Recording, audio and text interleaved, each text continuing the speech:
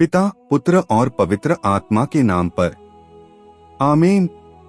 जब किसी व्यक्ति को यह एहसास हो जाता है कि उसके जीवन का अंत निकट है, तब उसके शब्दों में एक अलग ही गहराई आ जाती है।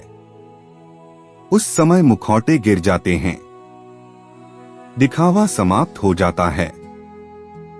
जो कुछ हृदय में सचमुच महत्वपूर्ण है वही बाहर आता है। आज की वचन सेवा हमें ऐसे ही दो विदाई क्षणों के सामने खड़ा करती है। पहले पाठ में प्रेरित पौलुस इफिसुस की कलीसिया के प्राचीनों से बात कर रहे हैं। जैसे एक आध्यात्मिक पिता अपने बच्चों को अंतिम बार संबोधित कर रहा हो। उन्हें पता है कि कष्ट उनका इंतजार कर रहे हैं। उन्हें मालूम है कि यह यात्रा बलिदान मांगेगी। फिर भी वे शांति के साथ कहते हैं, मैंने परमेश्वर की पूरी योजना तुम्हें सुनाने से कभी पीछे हटना नहीं चाहा। फिर सुसमाचार में हम ऊपरी कक्ष में पहुंचते हैं।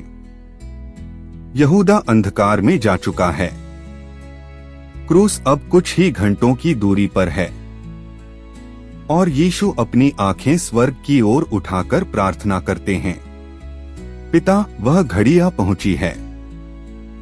आज हमें सबसे अधिक जो बात छूती है वह है यीशु और पौलुस का साहस। दोनों ने सत्य को छिपाया नहीं। दोनों ने लोगों को खुश करने के लिए सत्य को नरम नहीं किया। उन्होंने लोकप्रियता नहीं बल्कि विश्वासयोग्यता को चुना। और शायद आज का वचन हमसे यही असुविधाजनक प्रश्न पूछता है। जब हम अपने जीवन के अंत में परमेश्वर के सामने खड़े होंगे, तब हम क्या कहेंगे? प्रभु, मैंने आराम से जीवन बिताया, या प्रभु, जो कार्य आपने मुझे सौंपा था उसे मैंने पूरा करने का प्रयास किया। आज की दुनिया अच्छा और सभ्य दिखने को सबसे बड़ा गुण मानती है। किसी को दुखी मत करो, किसी को चुनौती मत दो, कठिन सत्य मत बोलो। धीरे धीरे हमारी संस्कृति ने प्रेम को चुपचाप सहमति समझना शुरू कर दिया है और इसी कारण बहुत से मसीही चुप हो गए हैं। हम सुसमाचार की धार को छिपा देते हैं, विश्वास को केवल एक आरामदायक आध्यात्मिकता में बदल देते हैं। लेकिन यीशु ने कभी आरामदायक सुसमाचार का प्रचार नहीं किया। उन्होंने पापियों से प्रेम किया, लेकिन पाप को कभी पवित्रता नहीं कहा। उन्होंने व्यभिचार में पकड़ी गई स्त्री को क्षमा किया, पर साथ ही कहा, जाओ और फिर पाप मत करना। उन्होंने टूटे हुए लोगों को अपनाया, कोढ़ियों को छुआ, चुंगी लेने वालों के साथ भोजन किया, लेकिन साथ ही घमंड, कपट, लालच और झूठ को भी चुनौती दी। यीशु करुणा से भरे थे, लेकिन सत्य के साथ उन्होंने कभी समझौता नहीं किया और वही सत्य उन्हें क्रूस तक ले गया। जब यीशु कहते हैं, पिता, वह घड़ी आ पहुंची है, तो वे अपने दुख भोग की बात कर रहे हैं, विश्वासघात, पीड़ा, क्रूस और बलिदान की। फिर भी वे इसे महिमा कहते हैं। दुनिया के लिए महिमा का अर्थ है शक्ति, सफलता, प्रसिद्धि और प्रशंसा। लेकिन यीशु हमें दूसरी महिमा दिखाते हैं, शिष्यों के पैर धोना, क्रूस उठाना, शत्रुओं को क्षमा करना और प्रेम में अपना जीवन अर्पित कर देना।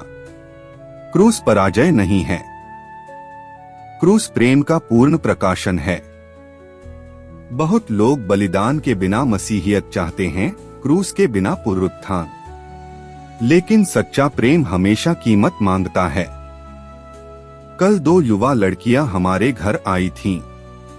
भोजन के दौरान वे अपने भविष्य और परमेश्वर की सेवा करने की इच्छा के बारे में बात कर रही थीं। उनमें से एक विशेष रूप से धार्मिक जीवन से बहुत प्रभावित थी। उसे सिस्टर्स की सादगी, प्रार्थना, गरीबों की सेवा और यीशु के प्रति समर्पण बहुत आकर्षित करता था। हाल ही में उसने एक मसीही संस्था में काम शुरू किया। उसने सोचा था कि वहां उसे विश्वास, मिशन और साक्ष्य देखने को मिलेगा, लेकिन धीरे धीरे उसका मन परेशान होने लगा। वहां की बातें अधिकतर पैसे, वेतन, लक्ष्य, दबाव और सफलता के बारे में थीं। यहाँ तक कि लेंट के समय शुक्रवार को क्रूस मार्ग में भाग लेने से भी उसे काम के कारण रोका गया और उसके भीतर एक प्रश्न उठने लगा, साक्ष्य कहाँ है? मसीह के लिए पूरी तरह जीने की खुशी कहाँ है? शायद आज बहुत से युवा यही पीड़ा महसूस करते हैं। कभी कभी सबसे बड़ी उलझन बाहर की दुनिया से नहीं आती, बल्कि तब आती है जब मसीही स्थान भी दुनिया की तरह पैसे, प्रतिष्ठा और सफलता के पीछे भागने लगते हैं। लेकिन शायद यही क्षण परमेश्वर की पुकार भी है। शायद प्रभु उससे कह रहे हैं, दूसरों की आग बुझ गई हो तो अपनी आग मत बुझने देना। जिस साक्ष्य को तुम खोज रही हो वही स्वयं बन जाओ। आज यीशु सुसमाचार में इसी के लिए प्रार्थना करते हैं। वे पिता से यह नहीं कहते कि शिष्यों को दुनिया से निकाल लिया जाए। वे प्रार्थना करते हैं कि वे दुनिया में रहें, लेकिन दुनिया की आत्मा के न बने। मसीही लोगों को दुनिया से भागने के लिए नहीं बुलाया गया है और न ही दुनिया जैसा बनने के लिए। हमें दुनिया को भीतर से बदलने के लिए भेजा गया है और यह आसान नहीं है। नबी यिर्मयाह ने भी यही संघर्ष महसूस किया। उन्होंने कहा, तेरा वचन मेरी हड्डियों में जलती हुई आग के समान हो गया। सियेना की संत कैथरीन ने कहा था, भय के कारण सत्य बोलने से मत चुप रहो। आज दुनिया को क्रोधित या अहंकारी मसीहियों की आवश्यकता नहीं है। दुनिया को ऐसे संतों की आवश्यकता है जो सत्य और प्रेम दोनों में जलते हों। आज यीशु सुसमाचार में एक अद्भुत वाक्य कहते हैं, अनंत जीवन यह है कि वे तुझे, जो एकमात्र सच्चा परमेश्वर है, और यीशु मसीह को, जिसे तूने भेजा है, जाने। अनंत जीवन केवल मृत्यु के बाद हमेशा जीवित रहना नहीं है।